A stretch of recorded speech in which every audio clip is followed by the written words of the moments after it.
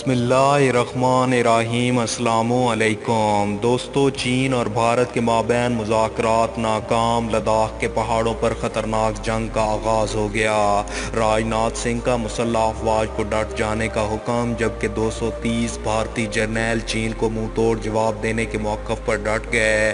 पाकिस्तान, रूस, तुर्की, ईरान चीन की मदद को पहुँच गए। अमरीका का शैतानी इत्तेहाद भी पूरी तरह से एक्टिव हो गया और अमरीका भारत की जान लेकर रहेंगे, चीन का मौक़िफ़। और दोस्तों, वीडियो के आखिर में आपको ये भी बताएंगे कि भारतीय जर्नैलों की जानिब से मोदी को क्यों पीछे हटने का कहा गया। क्या भारत की जंगी सलाहियत 5 रुकनी इत्तेहाद का मुकाबला करने में कामयाब हो जाएगी। वीडियो की तफसील में जाने से कबल हमारी अपने तमाम देखने वाले दोस्तों से गुजारिश है कि वो हमारी इस वीडियो को लाइक और शेयर करने के साथ हमारे चैनल को भी ज़रूर सब्सक्राइब कर लें, ताकि हमारी आने वाली हर नई वीडियो आपको बर वक्त मिल सके। और साथ ही पाक फौज जिंदाबाद, पाकिस्तान पाइंदाबाद और पाकिस्तान के गुमनाम हीरोज़ को सलाम का नारा कमेंट ज़रूर कीजिएगा।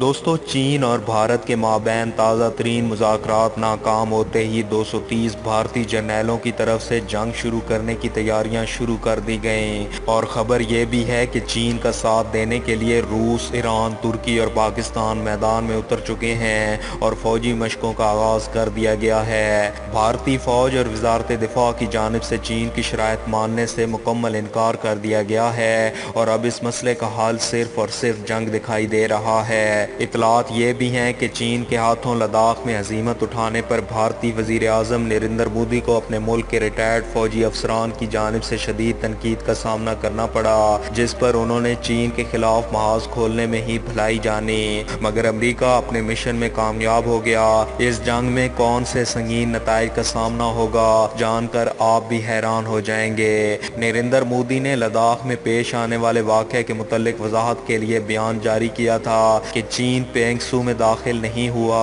और ना ही भारत की किसी चौकी पर कब्जा हुआ। ताहम मोदी के इस बयान के बाद भारतीय मीडिया और सोशल मीडिया पर इस बयान को हिज़्ब इख्तिलाफ के सियासतदानों और भारतीय फौज के साबिक आला अफसरान की जानिब से शदीद तनकीद का निशाना बनाया गया था। दोस्तों, भारतीय वज़ारत दिफ़ा की जानिब से मुसल्लह अफवाज को कौन सी खतरनाक जंगी हथियार खरीदने की मंजूरी दी गई, आज इसी अहम मौजू पर बात की जाएगी कि एशिया में बड़ी तब्दीलियाँ रूनुमा होने वाली हैं। एशिया की 5 सुपर पावर्स ने हंगामी तौर पर जंगी मशकों का आगाज़ कर दिया है, जिससे अमरीका और भारत में कोहराम मच चुका है। चीन, ईरान, तुर्की, रूस और पाकिस्तान की जानिब से भारत के लिए अहम तरीन फैसला कर लिया गया।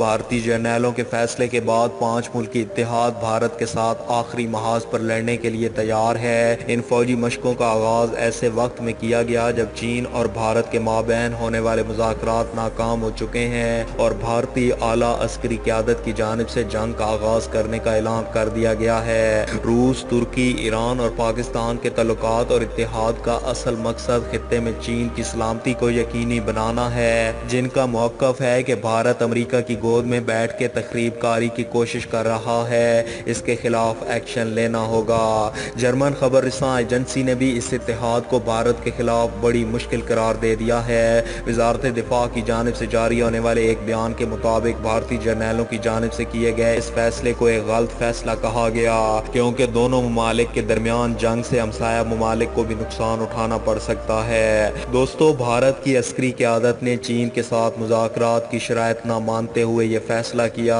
कि भारत अपना 1 इंच भी चीन के हवाले नहीं करेगा। भारत के दिफा के लिए किसी भी हद तक जाने को तैयार हैं। भारतीय वज़ारत दिफा की तरफ से मुल्क की मुसल्लह अफवाज को फौरी जंगी मशक़ें करने के अहकामात जारी किए गए और हंगामी बुनियादों पर जंगी साजो सामान की खरीदारी के लिए बड़ी रकम अदा कर दी गई। दोस्तों, दूसरी जानिब रूस में होने वाली जंगी मशकों में रूस, म्यांमार, आर्मानिया के फौजी दस्ते भी शामिल होंगे। 21 से 26 सितंबर तक जारी रहने वाली इन मशकों में मैदान जंग में कंट्रोल और दिफा के साथ साथ दिफाई हरबों पर तवज्जो मरकूज की जाएगी। इन गैर मामूली फौजी मशकों की वजह से रूसी दिफाई और सियासी तजियाकार शायल बोरस का ट्वीट पर कहना था تھا کہ بھارتی وزیر اعظم نریندر مودی کی پالیسیوں کی وجہ سے ایشیا میں روس، چین اور پاکستان، ایران اور ترکی کا باہمی اتحاد ابھر رہا ہے۔ بھارت اپنے ہمسایہ ممالک میں تنہا ہوتا جا رہا ہے، جبکہ اس کا روایتی حریف پاکستان دن بدن مضبوط ہو رہا ہے اور چین اپنے نئے مضبوط بلاک کو بچانے کے لیے ہر ممکن کوشش کرے گا۔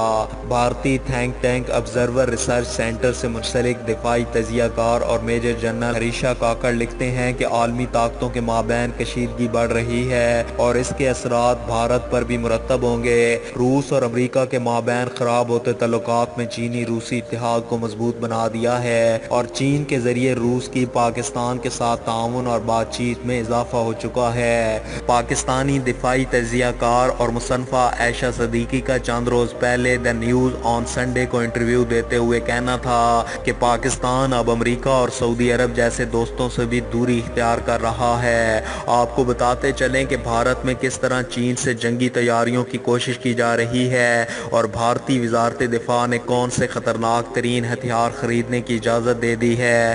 دوستو، بھارتی عسکری قیادت کی جانب سے دفاع میں بڑی سرمایہ کاری کرنے کا فیصلہ کر لیا گیا ہے۔ پی ایل اے کی جانب سے بڑے پیمانے پر سرکشی، مسلسل مداخلت اور دونوں ممالک کے مابین مذاکرات ناکام ہونے کے بعد بھارتی دفاعی حکمت عملی پر بے شمار سوالات اٹھائے گئے۔ عالمی سطح پر بھی مودی کو ہزیمت کا سامنا کرنا پڑا۔ خیال رہے کہ لداخ میں شروع ہونے والے بھارت اور چین کے درمیان کشیدگی ختم کرنے کے لیے چین کی جانب سے جو 5 نکات پیش کیے گئے، بھارت کی جانب سے ان کو ماننے سے انکار کیا گیا اور اب دونوں ممالک کے مابین جنگ کے علاوہ اور کوئی راستہ نہیں ہے۔ چین نے لداخ کے قریب اپنے ایئر بیس کو ہنگامی طور پر آپریشنل کر دیا ہے۔ سکم اور لداخ کی سرحد پر چینی فوج کی پیش قدمی بھی اس قدر تیز ہو چکی ہے کہ چینی افواج درپوک شیوخ کی اہم شاہراہوں پر صرف 255 کلومیٹر دور رہ چکی ہے۔ دوستو، چین نے بھارت کی متنازع شمالی سرحد پر لڑاکا طیارے دگنے کر دیے ہیں، جبکہ سنکیانگ کے علاقے کے شمال میں ہیوتن ہوائی اڈے پر 36 جہاز اور ہیلی کاپٹر تعینات کر دیے گئے ہیں۔ چین اسام میں دیش پور ایئر بیس سمیت ہندوستان کی اسٹریٹجک دفاعی سہولیات پر کڑی نگرانی کر رہا ہے۔ ایک رپورٹ کے مطابق چین مشرقی صوبے میں ہندوستان کی اسٹریٹجک صورتحال، خاص طور پر اسام میں دیش پور ایئر بیس اور اڈیشہ کے جزیروں میں عبدالکلام پر نگاہ رکھے ہوئے ہے۔ دوستو، بھارت کی جنگی صلاحیت پر نگاہ ڈالی جائے تو لائن آف ایکچوئل کنٹرول کو مضبوط بنانے میں وہ مصروف ہے۔ اروناچل پردیش میں فوج کی تعیناتی کے لیے 2 نئے فوج کے ڈویژن کو بڑھا لیا گیا اور شمالی سرحد کے لیے ماؤنٹین اسٹرائک کور کے اضافے کی منظوری دے دی گئی۔ ہندوستانی فوج M777 الٹرا لائٹ ہیزوڈائس بھی خرید رہی ہے اور بھارتی فضائیہ نے مشرقی ہوائی اڈوں میں فرنٹ لائن طیارے بھی کھڑے کر رکھے ہیں۔ بھارتی نیوی سمندری کنٹرول کے لیے 3 طیارہ بردار بحری جہاز اور 6 جوہری حاملہ بحری آبدوزیں خریدنے کا فیصلہ کر چکی ہے، جس سے PLA نیوی کے داخلے کو روکنے کی کوشش کی جائے گی۔ دوستو، آج کی اس ویڈیو میں بس اتنا ہی۔ ویڈیو کی پسندیدگی کا اظہار، ویڈیو کو زیادہ سے زیادہ لائک اور شیئر کر کے دیجیے اور مزید ایسی ہی انٹرسٹنگ اور انفارمیٹیو ویڈیوز دیکھنے کے لیے ہمارے چینل ملک آفیشل کو سبسکرائب کرنے کے ساتھ موجود بیل آئیکن کو بھی لازمی پریس کر لیجیے تاکہ ہماری آنے والی ہر نئی ویڈیو آپ کو بر وقت مل سکے۔ اپنا بہت سا خیال رکھیے۔ اللہ حافظ۔